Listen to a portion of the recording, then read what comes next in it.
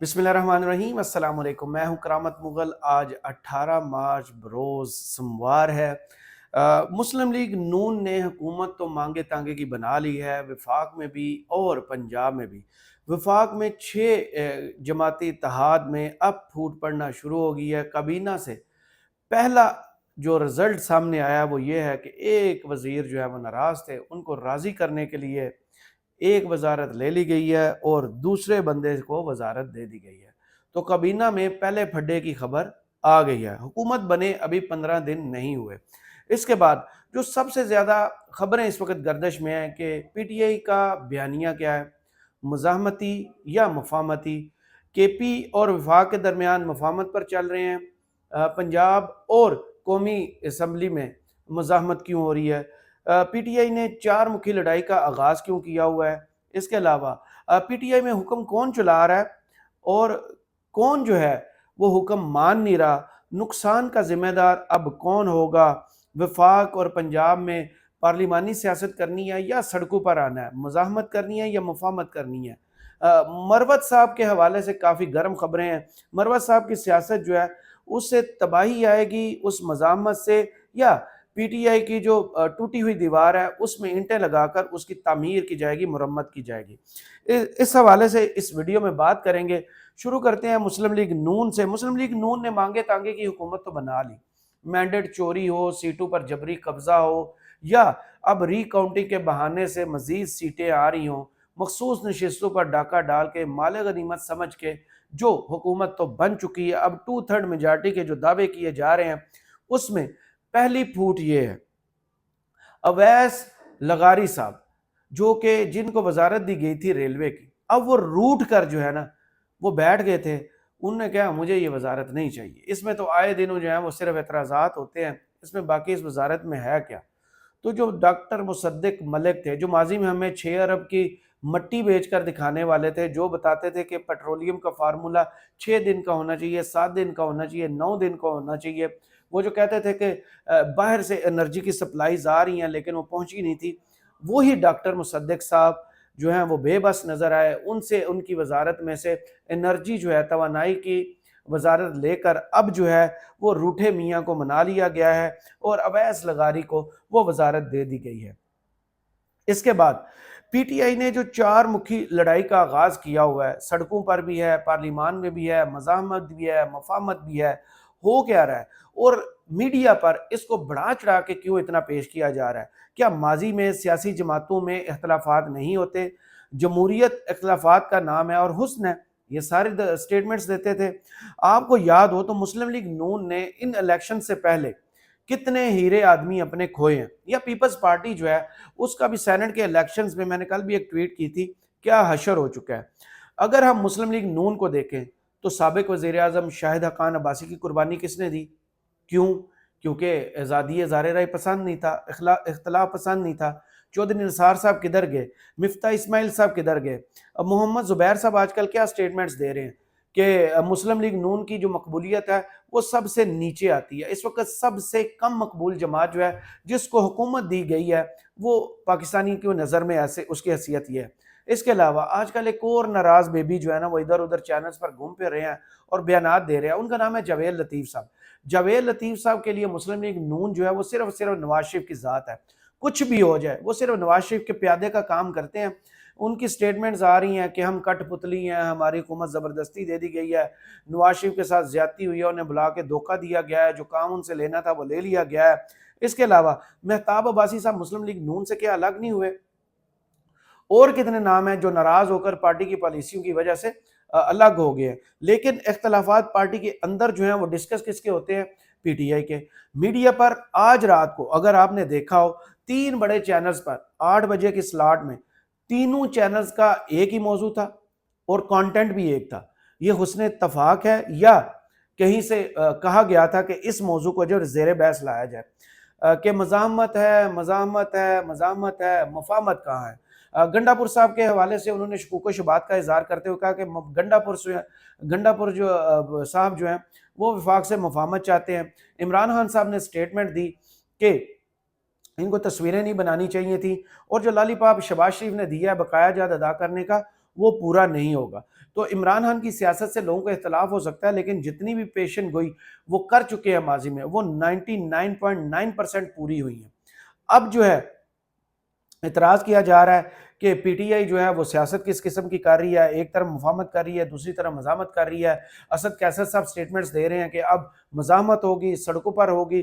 2 احتجاج کی کال ہو چکی عمران خان کی طرف سے کہ جو مینڈیٹ چوری ہوا ہے اس پر احتجاج کیا جائے اور اپنے مینڈیٹ کی واپسی کے لیے جو ہے اپنا حق جو ہے وہ چھینا ہوا کو واپس لیا جائے۔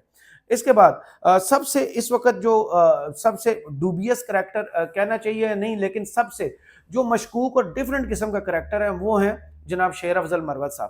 شیر افضل مروت صاحب جو بولتے ہیں وہ سوچ کر نہیں بولتے، وہ فی البدی بلنٹ ہو کے بولتے ہیں، وہ پاپولر لائن تو ہوتی ہے لیکن وہ پارٹی کی اس طرح پالیسی نہیں ہوتی، وہ پارٹی ساری ایک طرف جا رہی ہے اور جو مروت صاحب ہیں وہ دوسری طرف جا رہے ہیں۔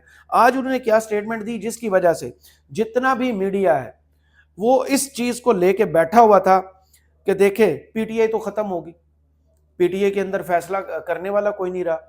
اس کا جو حل ہے اور وجہ جو ہے وہ رؤف حسن صاحب نے بتائی ہے، وہ میں آگے چل کے آپ کو بتاتا ہوں۔ لیکن شیر افضل مروت صاحب جو ہیں وہ کیا کہتے ہیں جناب، جب بھی وہ لب کشائی کرتی ہیں تو اس کا نقصان جو ہے نا وہ پی ٹی آئی کو آنے والے دنوں میں پتہ چلتا ہے کہ ان کے بول جو ہیں وہ کتنے مہنگے پڑتے ہیں۔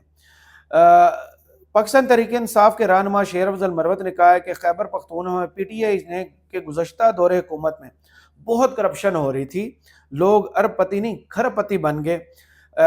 ٹویٹر پر جس کو اب ایکس کہا جاتا ہے اس پر انہوں نے کہا کہ آج سابق وزیر اعلیٰ محمود خان ایک ہی کان سے مائن سے 25 لاکھ روپے روزانہ کماتے ہیں۔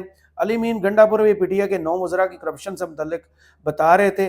شیر افضل مروت نے کہا کہ عمران خان کو بنی گالہ کے بجائے اڈیالہ جیل میں رکھنے کا بیانیہ میرا نہیں تھا، عمران خان کو جیل میں رکھنے کا فیصلہ پارٹی کا تھا۔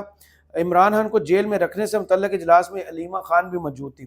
تو آپ کو بھی وہی بات کرنی چاہیے جو سی اے سی فیصلہ کرے پی ٹی آئی کی۔ آپ اپنی جو ہے قد اونچا کرنے کے چکروں میں پارٹی کا جو ہے وہ بیڑا غرق کرنے میں، شرازہ بکھیرنے میں اور دوسرا انگلیاں اٹھوانے میں آپ سب سے آج کل اول ہیں۔ آپ کو خود بیٹھ کے سوچنا چاہیے کہ آپ کے بیانات سے میڈیا واہ واہ تو آپ کی کر رہا ہے لیکن پی ٹی آئی پر انگلیاں اٹھا رہا ہے، وہ کہہ رہے ہیں تقسیم کا شکار ہے۔ وہ پارٹی جس کو 22 ماہ میں توڑا نہیں جا سکا، وہ پارٹی جس کا ووٹ جو ہے وہ نہیں ایک بھی ووٹ جو ہے وہ بدلا نہیں گیا بلکہ چھینا گیا ہے، وہ پارٹی جس میں لوگوں نے پریس کانفرنسز تو کی کہ ہم پارٹی چھوڑ رہے ہیں، اس پارٹی کو عوام نے 2/3 میجارٹی دی۔ بے شک وہ مینڈیٹ جو ہے وہ چوری ہو گیا، فارم 45 47 آپ کے سامنے وہ ساری باتیں ہیں، اس کے باوجود جب آپ کو پتہ ہے کہ بانی پی ٹی آئی جو ہیں عمران خان صاحب جو ہے جیل میں ہے اور ان سے رابطہ اور ہر وقت ان کے ساتھ ملاقات کرنا، ان سے گائیڈ لائن لینا انتہائی مشکل ہے، تو پارٹی کو چیئرمین کس کو بنایا گیا تھا؟ بیرسٹر گوہر کو۔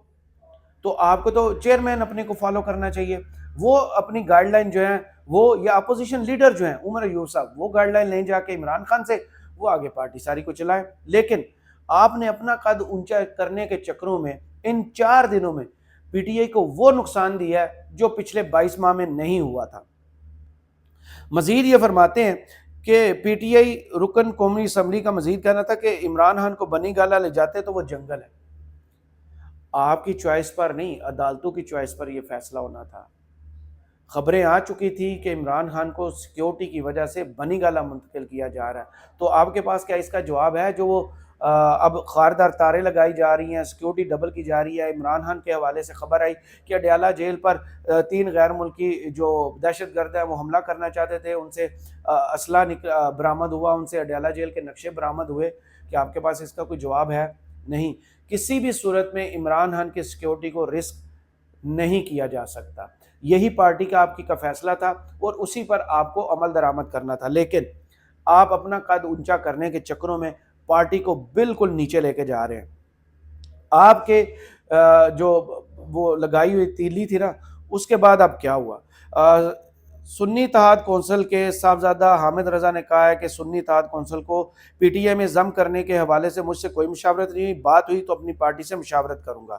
ڈان نیوز پر ایک پروگرام میں گفتگو کرتے ہوئے صاحبزادہ حامد رضا نے کہا کہ تحریک انصاف کے حمایت یافتہ آزاد امیدواروں کی سنی اتحاد کونسل میں شمولیت کا فیصلہ سابق وزیر اعظم عمران خان نے کیا تھا۔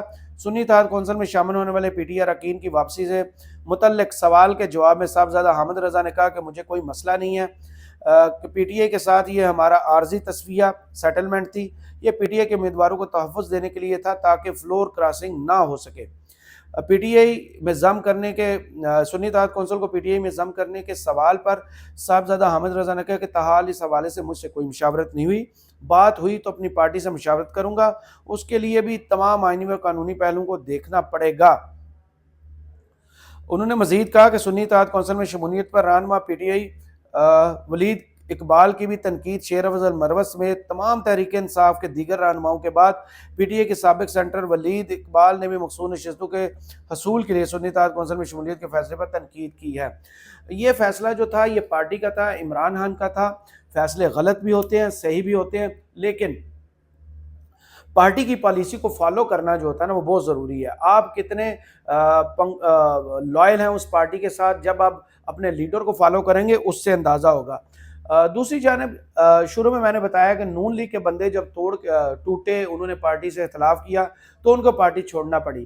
اب سینٹ الیکشنز میں دیکھیں، نون لیگ کے آصف کرمانی صاحب سابق سینیٹر تھے، انہوں نے بھی جو ہے نا وہ کہا کہ مسلم لیگ نون نہیں چھوڑی، حادثاتی نہیں پیدائشی مسلم لیگ ہوں، لیکن مسلم لیگ نون میں ہوں، نواز شریف کو آج بھی اپنا قائد سمجھتا ہوں، سینٹ ٹکٹ کے لیے پارٹی کو کوئی درخواست نہیں تھی۔ تو اختلافات تو ہر پارٹی میں، ہر بندہ اپنے حد میں رہ کر پارٹی کے قاعدے قانون کے تحت رہ کر تنقید کرتا ہے اور جو بھی اس کا اعتراض ہو وہ پہنچاتا ہے۔ پیپلز پارٹی نے کیا کیا ہے؟ پیپلز پارٹی نے کیا ہے جی کہ اپنے رضا ربانی صاحب، فرحت اللہ بابر صاحب، اعتزاز احسن صاحب، ان جیسے جو ان کے میچور قسم کے سینیٹرز تھے ان کو ٹکٹ نہیں تھی۔ P T I peoples party جو ہے وہ بیک کرے گی انوار اللہ کاکڑ صاحب کو، ایمل ولی صاحب کو اور محسن نقوی صاحب کو۔ ہر پارٹی میں سب کچھ ہو رہا ہے، لیکن میڈیا پر تنقید صرف اور صرف پی ٹی آئی کے اندر انتشار کا شکار پارٹی کر کے چلایا جا رہا ہے۔ اختلافات ہر ایک میں ہیں، آپ یہ بھی پیٹیں پھر نون لیگ کے ساتھ کیا ہوا، آپ میڈیا والے یہ بھی بتائیں کہ پیپلز پارٹی آج کل کیا کر رہی ہے اور آصف زرداری کی سیاست کہاں سے۔ ایمل ولی جو ہیں وہ چار سدہ کے ہوں، ڈومیسائل بنوائیں اور جا کے بلوچستان سے سینٹ کا الیکشن لڑے، کوئی تنقید نہیں ہو رہی، ماشاءاللہ سے ان کو مفاہمت کا بادشاہ کہا جاتا ہے۔ اور یہاں پر ایک بندہ ٹی وی پر بیٹھ کے پوری پارٹی پالیسی کے خلاف بیانات دیتا ہے اور پھر یہ چلایا جاتا ہے کہ پی ٹی آئی انتشار کا شکار ہے، اس میں کون حکم دے رہا ہے، کون اس کو فالو کر رہا ہے، مروت کدھر جا رہا ہے، سیاست کدھر جا رہی ہے ان کی۔ تو اس کا جواب جو ہے نا وہ دیا ہے جناب پارٹی کے جو ترجمان ہیں رؤف حسن صاحب۔ رؤف حسن صاحب کے بیان سے پہلے میں خاص قسم کی چیز آپ کو بتا دوں، ایکسکلوزیو قسم کی، جو دنیا نیوز اخبار نے آج چھاپی تھی اور بڑی شاندار رپورٹ تھی، وہ ایس ایم زمان صاحب کی رپورٹ ہے یہ۔ انہوں نے لکھا کہ سابق نگران وفاقی وزراء نے رواں مالی سال 2023-24 کے 8 ماہ میں 11,09,87,000 تنخواہوں اور الاؤنسز کی مد میں وصول کیا۔ بیرون ملک سرکاری دوروں پر 4,59,79,000 کے اخراجات کیے۔ ٹریولنگ الاؤنس کی مد میں 1,96,30,000، بیرون ملک ڈیلی الاؤنس کی مد میں 84 لاکھ روپے وصول کیے۔